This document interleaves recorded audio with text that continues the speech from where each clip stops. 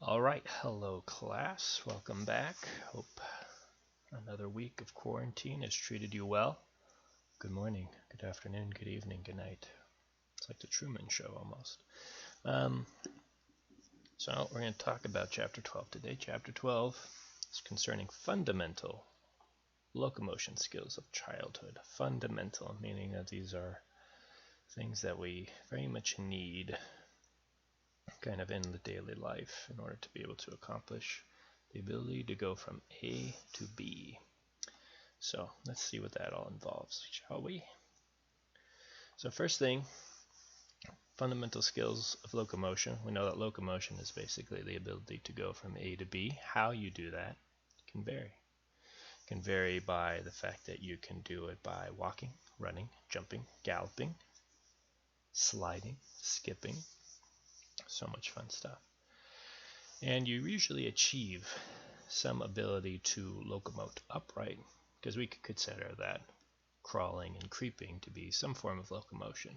Okay, except it's with 4 points of contact, right? 4 points. Both I'm crawling or creeping on my hands and my knees and my feet, so maybe more than 4 points, but essentially you're in this kind of quadruped position and you're going from A to B by using the arms and legs to move on the ground, whereas locomotion in an upright position with 2 points of contact, that being both your feet, unless you can walk on your hands. We accomplish locomotion through walking, running, jumping, galloping, sliding, and skipping. Okay, so you have a kid, this guy's a binky, and they are kind of, we're going to assume that they're walking. This one could be skipping, maybe this one's skipping, maybe this one's walking, maybe this one's running. Can't tell, but we'll look into it and all the subtle differences that basically occur from that first year to second year of life to transitioning from a very immature motor pattern of all these different types of locomotion to a more mature pattern. We might talk a little bit about how that actually occurs. How do we get from point A to point B? No pun intended, of going from immature to mature running, walking, jumping, galloping, sliding, skipping. Okay, so walking pattern. So if you were to go take a class in biomechanics, or you're somebody who is interested in overall how we go from A to B, you would encounter a certain language which is used when describing gait. Gait is the word that we use for walking, for human walking. Well, not even just human walking. You could about the human gait cycle, you could talk about an ostrich gait cycle, you could talk about a horse gait cycle, but we're going to focus on humans today. Seems appropriate. It's the distance covered by 2 heel strikes of the same foot. So the gait cycle is not just this step being completed. It's going from heel strike 1, heel strike 2, heel strike 1A. Okay, so 2 heel strikes of the same foot. So here's the first heel strike of the right foot, and here's the second heel strike of the right foot. And then as you can see here, there are different phases, periods, kind of definitions of when all these things are happening. And this was so that researchers could kind of have a way to break down the entire gait cycle so that they could research one specific thing. So definitely in running, competitive running, whether it be sprinting or marathon, they really look at the biomechanics and the differences that you'll see in running types. So we're going to describe the gait cycle, but there's still a lot of variation in how people perform their own gait cycle. So you've probably have heard of that some people are heel strikers, some people kind of transition through the whole foot, some people just go off the forefoot. It's going to vary depending on perhaps a number of factors that we don't need to get into today, but we're going to just be looking at kind of a canonical form of the gait cycle as far as like its heel striking and what kind of way do you then pronate to supinate, movement through the foot as you contact with the ground. But the main things to understand is that essentially the difference between walking and running is that in walking you have what's called the double support phase, okay? And double support means when both feet are on the ground, okay? So both of your feet are supporting your upright posture. Then you go from, during this stance phase, into a single limb stance, okay? So you go from both feet to one feet, and we're only going to be describing the right foot in all of these phases, in all of these different periods within those phases, okay? But you can basically say that whatever's happening on the right side is also happening at the left side, but just in a different phase, okay? So it's in the stance phase here for the right limb, but as you can see here, the left limb is going through the swing phase, and we'll talk about that into more detail. So let's just describe the right foot for now, okay? There's basically a double support period. So even before this image, this girl should just be standing on both feet, right? Initiates a step, and in this initiation of the step, there's the heel contact of the right foot. Both the left foot and right foot are on the ground. Then the right foot is fully flat on the ground. The toe lifts off, or it's called toe off here, opposite toe off. And then the left foot swings through. And then this is known as kind of mid stance, okay? And now the opposite happens on the right leg, okay? So just as the left leg had that toe off, now the right limb is now kind of, weight is being shifted through the foot, going from front to back. And now they're in this double support phase again, the second double support phase. The left heel strikes, goes flat, toe off, swing phase now of the right foot, so only single support here. Heel strike, or right before heel strike, and you're done. So there's a lot of things that you can break down in just a single cycle, a single gait cycle. And it's the kind of categorization and breakdown of these different phases and periods that allows us to really identify where is the deficiency. Is it during the stance phase or the swing phase? Okay, if it's during the stance phase, is it during the foot strike, heel strike, or is it during the toe off? Okay, so there's a lot of things that kind of have to be broken down to almost very minute detail in order to be able to really analyze these things. So, of course, in order to even initiate a gait cycle, you have to have some balance. And in research, let me move myself down here. We call balance postural control. So the ability to maintain balance while upright in a two-point stance is called postural control. And it's a state of equilibrium. It can be task specific. So if I'm standing on a balance beam, if I'm standing on top of a very high building, these are all things that are going to impact how I'm controlling my posture, okay? But there's two types of these types of postural control: static balance and dynamic balance. So static balance, if the little girl is standing there and there's not a lot happening, that would be called static balance.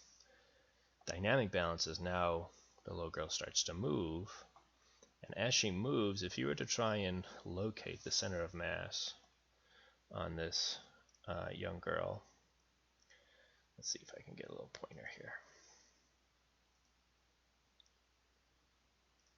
Right, so you never see the center of mass in a human, but if you were to visualize it, when she starts moving, the center of mass shifts forward. Now, it doesn't go beyond her base of support. If it did, she'd fall over, right? But the center of mass moves forward, and she has to be able to basically, in a way, catch herself before her base of support were to go outside, before her center of mass were to go outside her base of support here. So take this is perhaps the time when you're most prone to totally tripping and eating it, right? During this kind of transition from single limb stance to double support. So if all of a sudden her leg, is caught up underneath her, she's just going to fall, right? Because as the momentum of her center of mass continues forward, there's no limb to catch it, and therefore the faceplant. Okay, so that's the dynamic balance. So if she were to be moving too quickly and her legs weren't moving fast enough to catch her, it's really what you can think of as walking and running. It is the capability of just continuously catching yourself at different velocities. Okay, and if she wasn't able to catch herself, she'd fall forward, because if her center of mass is moving too quickly, it goes outside the base of support, you fall, you hit your face, you look silly. Okay, but so there's a number of things that are going to influence your overall balance, your foot length.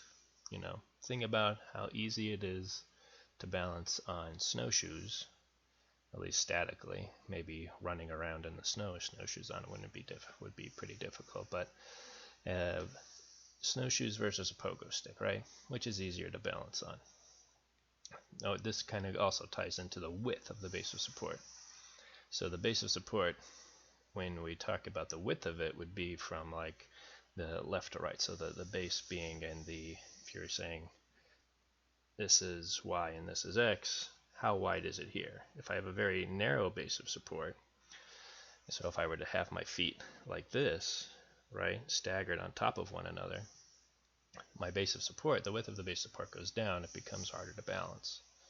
And the height of the center of mass over the base of support. So, as we know, when children are born, their heads are very large and in much larger proportion to the rest of their body. So that shifts their center of mass up higher towards the head, and it becomes very hard to balance. As we get older, thankfully, we kind of grow into this ginormous head, and the center of mass shifts downward. A lower center of mass is easier to control the balance of than a higher center of mass. And you could basically look at it as you see in this phase here, okay? The single stance phase, so the right leg is in the swing phase. If this were a lever, right, not to get too physicsy or anything, if she were to then hold a pole that had an iron ball on the end of it here, it would take a lot of strength and a lot of balance, coordination of the muscles together, to not fall over or have that ball swing down and smack the ground. Compared to if perhaps she was holding the ball down by her side, or kind of like in her chest area. Okay, so just the length, the distance of the ball from the base of support, and the ball can also be considered as the center of mass, is going to make it easier or harder to balance. That's why babies have horrible balance for the most part. It's because their heads are so large, shifts their center of mass upward, and therefore it's further away from the base of support, which is their feet, and it causes them to have a much more challenging time balancing. Okay? So there are things that basically differentiate walking in an infant compared to an adult. Okay, infants have very short steps, adults have longer steps, quick steps to slower steps, rigid steps to fluid steps. So these things are easier to measure. A rigid versus a fluid step would be something that would be hard to kind of say what is more fluid versus what is rigid, right? Hard to do. Angle of the toes, are they facing out? Are they facing in? So towards the body, away from the body, out, in. The toes are just more forward in an adult. The flat foot contact, so when their foot hits the ground, it's not like a heel strike to toe, right? It's just blop, blop, blop. Does this make any sense? I'm doing my feet. If we were in class, I'd be strutting around like a weirdo, and it would look a lot better. So a wide base versus narrow base. You really think about children, they walk like penguins. So they have a wide base, their feet are staggered, they're kind of swaying back and forth, and they're just flat-footed, they're just slapping their feet on the ground. Compared to adults, where the feet are closer together, and they're able to walk more in line with one another. Arms in high guard means they kind of walk up with their arms like this. Compared to adult, we just walk with our arms relaxed, they just kind of naturally sway. rigid arms versus arms swinging freely. Okay, so a lot has to happen to go from the walking of an infant to the walking of an adult. And it takes years to really go from infant to adult. You know, that's what your whole childhood is basically trying to do. Except you're growing at the same time, so it's not like a easy transition. Okay, so here's everything we were talking about, all right? When you become an adult walker, so here are the things that kind of help out, you know. Your head doesn't become so big. Here, if we look at the foot angle here, transition to a pen. So here, let's say, here are the hips, right? This is kind of just looking at the hips from this view. And the femurs come out like this, right? And they come in line with the feet, and the feet are out like that. Okay, so this is what we were talking about. Wider base, okay, the width of the base of support, right? So the base of support is basically here. The center of mass goes outside of that base of support, results in, ouch, hitting your face, okay? And they do that a lot. So as they walk, and you can see that as they bring the foot up, it just slaps onto the ground, right? So this is what we mean by the whole foot hitting the ground. Compared to, if we look at a child now, or at least a young adult, here are the hips again, down, down, okay? Those angles aren't there. This looks like kind of spaghetti legs. The foot angle too, straight, not outward. And there's always going to be a little bit of this kind of angle here because there's some kind of pronation and supination that goes on in the foot, but it's not as exaggerated as an infant, right? And if you look here for this adult, the base of support, the width of the base of support is much more narrow now, and the overall base of support is narrow. The center of mass, big head, is probably around here for the child.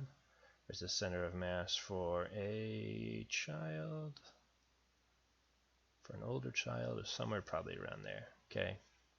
So here the head weight is about 25%, especially very young. So that might be an over-exaggeration, but that's just, I think that's one metric the book talks about. Here the head is not 25% of the body. And then as you see as they walk, heel strike, okay, no longer flopping the foot down, and then the same kind of gait cycle that we saw before. And so this is half of the gait cycle, right? Right foot, left foot, right heel strike, left heel strike. The whole gait cycle is from right heel strike to the next right heel strike, right? Test question. Okay, moving on.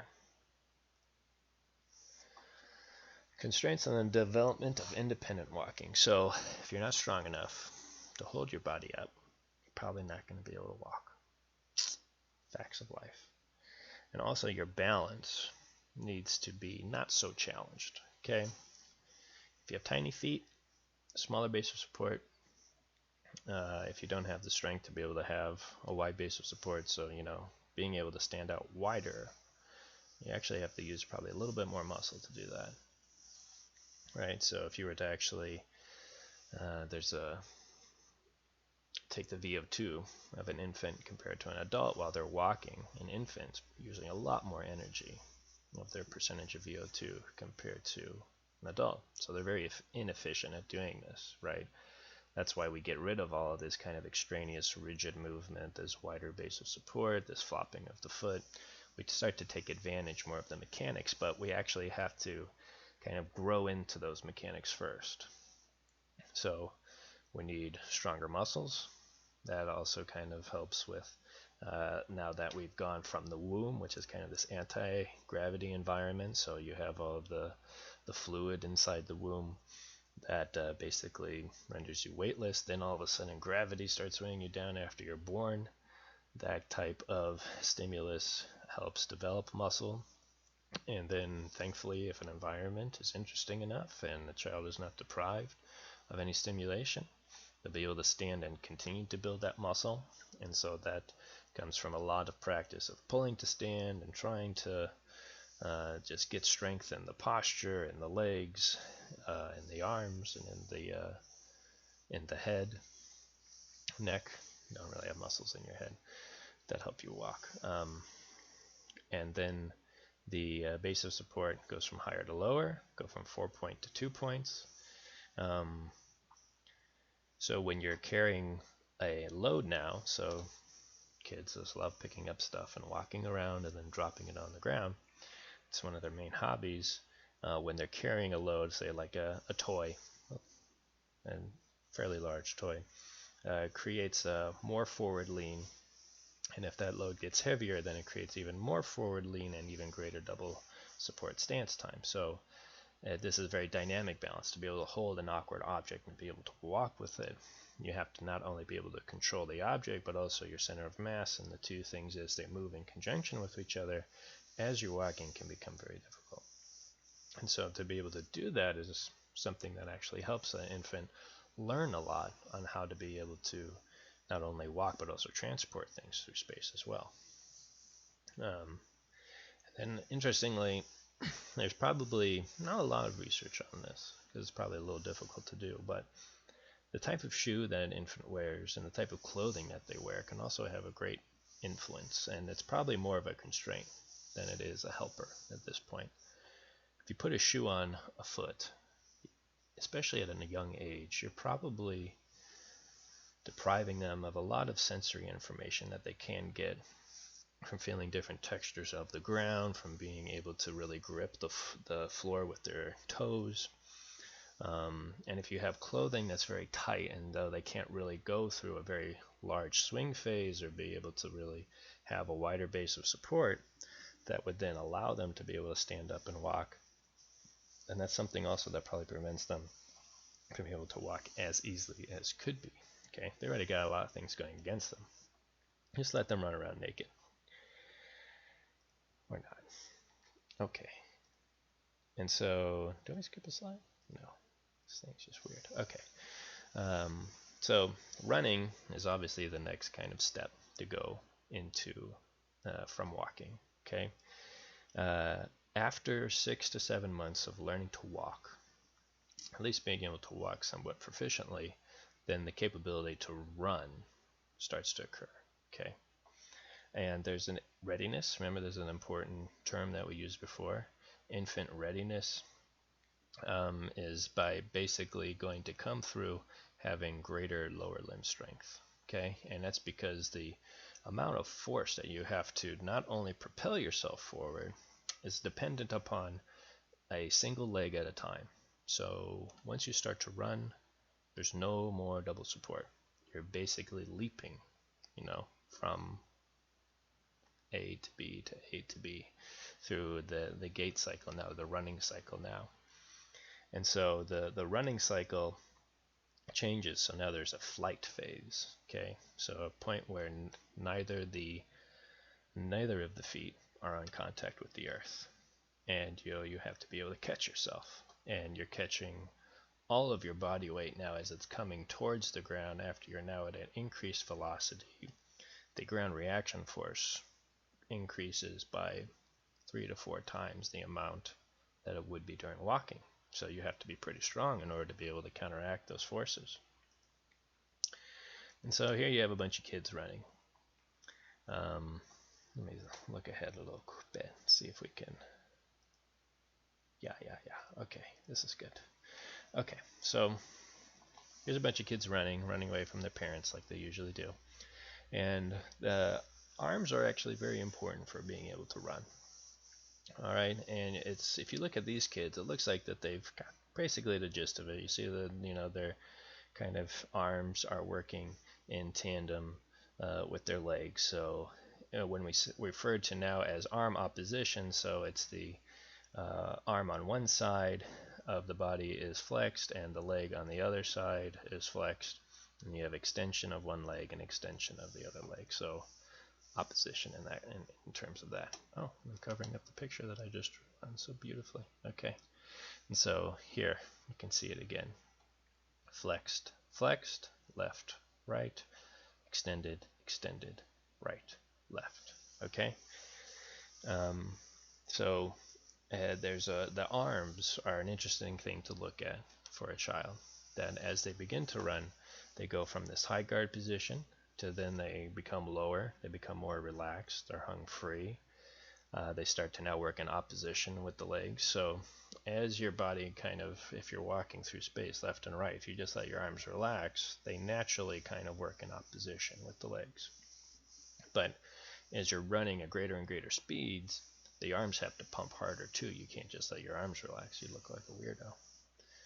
And so, and the capability to now not just be able to control the arms, but also what's called foot clearance. So in toe off, how far does the toe have to be able to come away from the ground so that you don't trip over your own feet? And it's actually very, very small. Okay, we do this actually very automatically, and so we're really good at not falling a lot, probably because we have a lot of practice falling when we're infants. And so the ability to clear, whether it be an obstacle or just the earth itself, is dependent upon our ability to keep the toes from scraping the ground, and that's a learned skill as well. So let's see here. And so again, two things that will prevent you from being able to run as quickly as possible. I think I'm chopping my head off a little bit. There I am. Is muscular strength. So you need to be able to propel the body in the air and absorb forces. Already talked about this. The magnitude of impact, or the ground reaction force, exceeds the child's body weight by 3 to 4 times. And so when you're walking during that single limb stance phase, the amount of force experienced by the infant, body weight force you could say, is only about 1 to 1.5 times. But when you start to run, then it goes up very quickly, and it can continue to go up as you continue to really push through the earth. As you go faster and faster. Balance, start with, so as you're running, it's a wide base, arms are all over the place, foot contact, so it's not this heel strike or toe strike or forefoot strike, it's just a whole flattening of the foot, and it's not like rolling through the foot, it's like the foot is just slapping to the ground, and temporarily improving balance while gaining confidence in performing this new movement. So it's a motivating movement thing to do, to be able to run as a toddler, as a young child, because it means you get to bother people faster. And so we're going to describe here, as you can see, I just totally show this kid wiping out, but this kind of gives us a sense of, so this looks like it's perhaps one or maybe multiple gait cycles. So here's the, let's say this is the first heel strike. Here's the beginning of the gait cycle. There is the opposite leg's heel strike. Here's the first heel strike, the second heel strike. And then you can see now as the other foot comes, it doesn't quite, the foot doesn't really hit the ground. And as you can see now, because the head is so large, the center of mass, which we'll say is this dot, now begins to travel outside of the base of support. So if I were to say, especially, I'm drawing this a little too low, the head's probably, center of mass is probably way up here. Okay, and so the further away it gets outside the base of support and hit the ground. So they go from this to this. So now the base of support, the center of mass is lower, the strides are longer, there's more of a heel strike here. So here's heel strike 1, heel strike 2, on the other opposite side, here's the full gait cycle. Okay, full gait cycle, as you can see here, full gait cycle. Here is heel strike or toe off 1, opposite leg here. So the amount of distance covered too is far greater. And you can see that distance here, distance here, distance here. Strength required continues to go up depending on the distance traveled through each running cycle. You can also see that the amount of height that they're getting is higher. So if you were to try to track the head, it would kind of look something like they would sink into a little bit and then come up, and then sink into it and then come up. For kids, when they run, it's like all over the place. It's not very smooth. This kid kind of has this something you can start to see here, but it's perhaps not as fluid as this one, right? This kid walking is all over the place. All right, let's get an example going. I think I can just play a video. Yeah, let's play a video. I think this would be a good point. Yes. Okay. Let's look at a video of a toddler running. Why not? Okay, I don't know this kid. Found him on YouTube. He is going to run.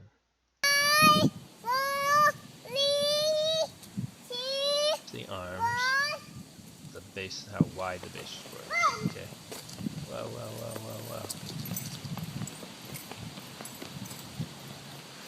Are you running?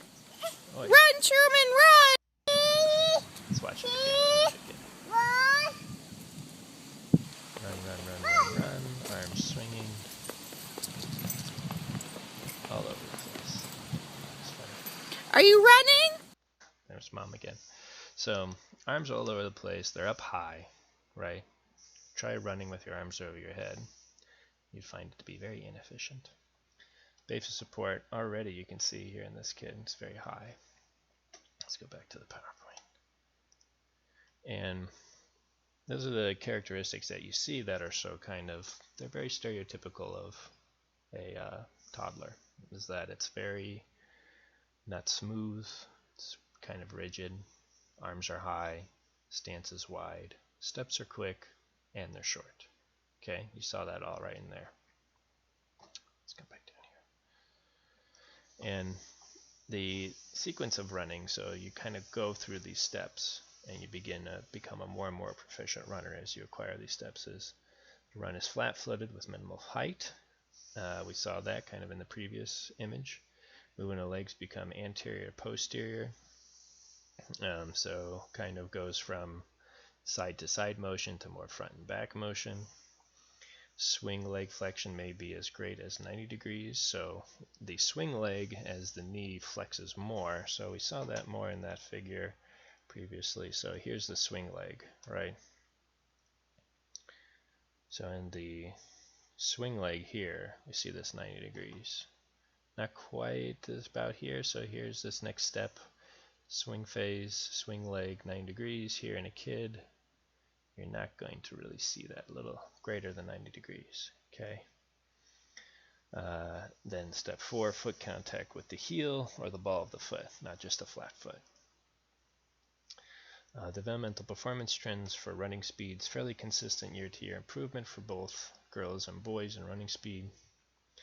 However, there are kind of like peaks, just like height and weight and strength between boys and girls. Girls' running speed peaked at 14 to 15 years old, around the same time that they experienced their kind of peak weight and height velocity. For boys, they can continue to develop speed, improve their speed by age 17 and beyond.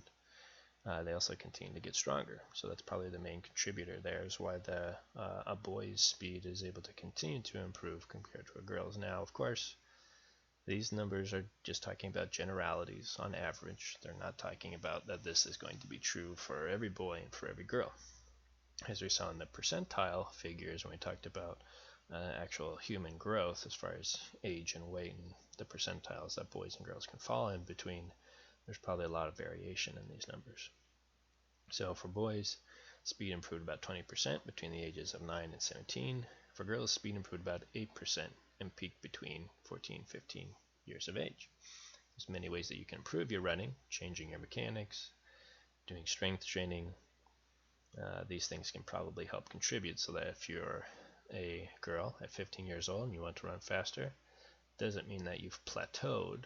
It probably just means now you have to start to develop a specific type of running program to be able to improve your speed. Okay, you see this in Olympians.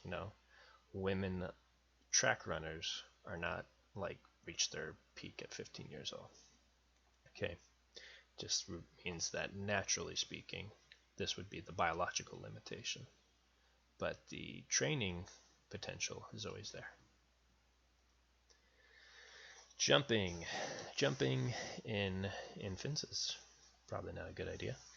It's a movement that occurs when the body is projected into the air by force generated in one or both legs. Interesting. And the body lands on one or both feet.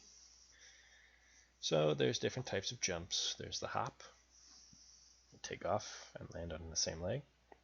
There's the leap, take off on one and land on the opposite leg. There's the vertical jump, two-footed takeoff upward. There's a horizontal jump. So the most effective angle is 45 degrees, so don't jump just like straight forward. That would still be off 2 feet, or it could be, a vertical jump versus a vertical hop, versus a horizontal hop or a horizontal leap. So there's just semantics at that point.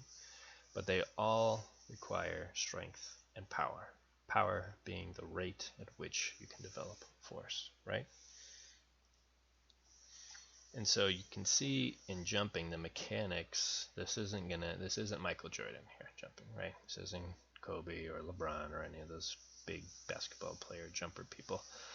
These are very kind of like stiff, rigid. They kind of hold themselves back a lot because they don't have the right mechanics. They're not quite strong enough. Those two things together are going to limit your ability to even get off the ground.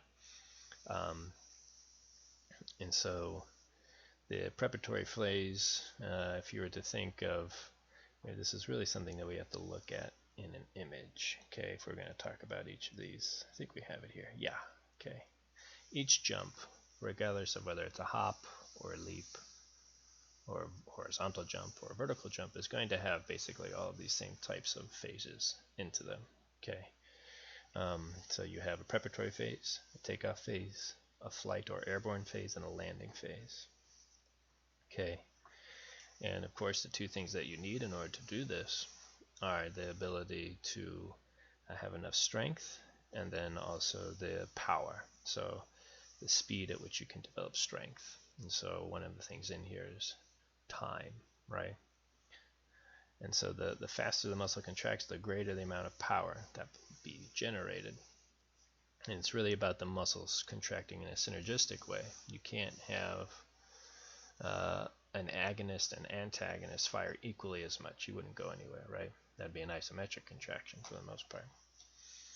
And so it also has to be done in a way that the muscles that propel upward are generating at a high rate, generating force at a high rate, and then the muscles that are working against those agonist muscles are also quiet. Okay, and that's something that also has to be learned. So here we have a preparatory phase. So the arms go back. Let's get our pen again. Okay, so the arms go back. In relation to the body, they're not very far back for a kid. Here's an older kid. A little bit better. Here's a much older kid. So you can see here the angle of the arms varies too. And also the angle at the torso as well is different. And so it's really kind of this counter movement here, kind of generating force back to be able to swing it forward, right? And so as the arms come forward, dot, dot, dot, right?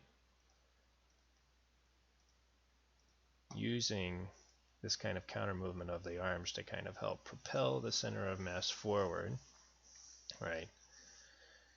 To be a very fluid motion, very tucked here, conserving a lot of energy so that to get the feet out in front, landing, this takes a lot of strength and a lot of anticipation.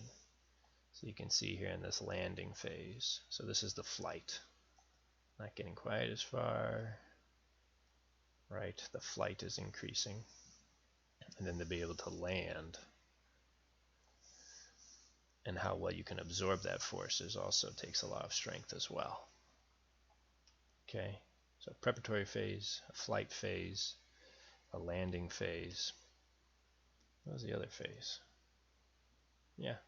Oh, takeoff, right. Prep, takeoff, flight, land. Okay. Preparation, taking off, flight, land. Probably looks a lot more distinct in the older populations than the younger populations too, because it's kind of, this is all kind of happening at once, and that's not necessarily the way you want it to go. Okay, so as you can see, these are this is huge difference here and a huge difference here. Really the biggest difference, especially is that really across all of these phases, there's a lot of marked things. You don't learn this motion naturally. You kind of have to learn how to be able to, someone teaches you how to jump like this, because this is, and also to land like this isn't something that you kind of just do naturally. It takes a lot of practice to be able to have this kind of mechanics. And so that's what people work on, you know. People go to the Olympics, not this year, to be able to jump as far as they can and win gold medals. Hopping, hopscotch, appropriately named, form of jumping in which one foot is used to project a body into space, and landing on the same propelling foot. So hopping, take off on one foot, land on that foot. And preferred foot. So very early on, children like to hop on their preferred foot. So they'll probably do hopscotch on one leg. Be good balance and practice if you're at home with children to kind of create a hopscotch thing and have them practice jumping on both legs. Can't hurt, right? But being able to do this also takes greater balance, because now you only have one foot. It's a much smaller base of support, but of course you can't go as far either. But it's something that in order to be able to do, just be able to take off with one leg also requires more strength, right? Now you can combine these movements if you're feeling sassy. You can do these at home. At this point, I don't think anyone would question your sanity. You can gallop.